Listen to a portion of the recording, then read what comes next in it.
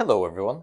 Question of the day is, can you always fit n squared perfectly in a square where n is greater than 6? So what does this mean? Okay, so we're n squares of any size are supposed to fill up another square. So the squares don't have to have like integer sides or anything. They can be how small or large you want them to be. So and n is strictly larger than 6. So how do we do this? Well, firstly, let's just fuck around a bit. Okay, so how would you do it if you had 6 squares of any size that you're supposed to fit inside another square? Well, the first thing I thought of, at least, is that you think about, like, divide the sides into a third, and then you do this. So this is a square, obviously, and then you have your thirds over here. So then you just do this, and here you have 1, 2, 3, 4, 5, 6 squares. Or yeah, supposedly squares. They're supposed to be like that. Nice. Yes, so that is how you would do it. One way to do it with 6 squares, and then you can obviously see that, okay, what happens if we continue this pattern? Instead of having 3 down here, we have 4 down there. So in that example, you would split all your sides into parts of 4, and therefore have that your big square is 3/4 by 3/4, and then you have little 1 by 1/4 down here, right?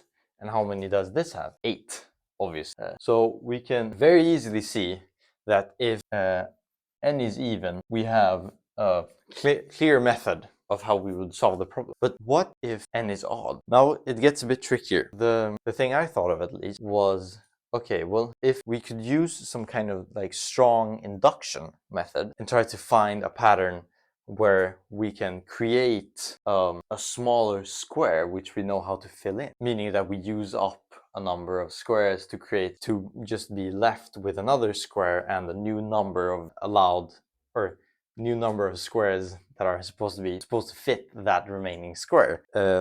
Then we could use strong induction. So how would that look?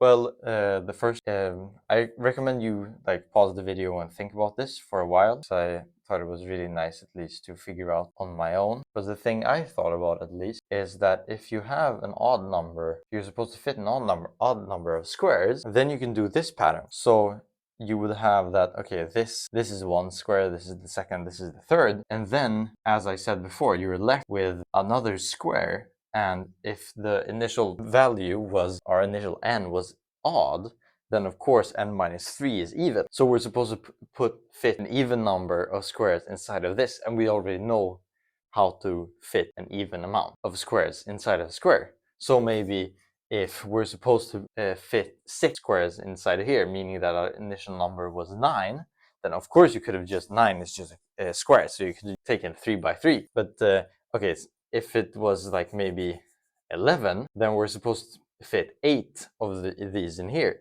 So then we do the same pattern just inside the extra square. So therefore it would look like this, and therefore you have 1, 2, 3, 4, 5, 6, 7, 8, 9, 10, 11. So what we shall do for this case is that we shall show that, okay, we have already shown that it works for all even ones. So therefore basically our induction assumption is that it works for any number up to, say, let's call it k. It works for any number up to k. So therefore, when given the task to find, or sorry, let's use this instead. We have 2k plus 1, because we're only considering odd ones. Then when considering when n is equal to k plus 1, therefore then we, of course, we have 2k plus 3, right? Then we choose the first 3 squares to be this thing here, and then we just have 2k left, which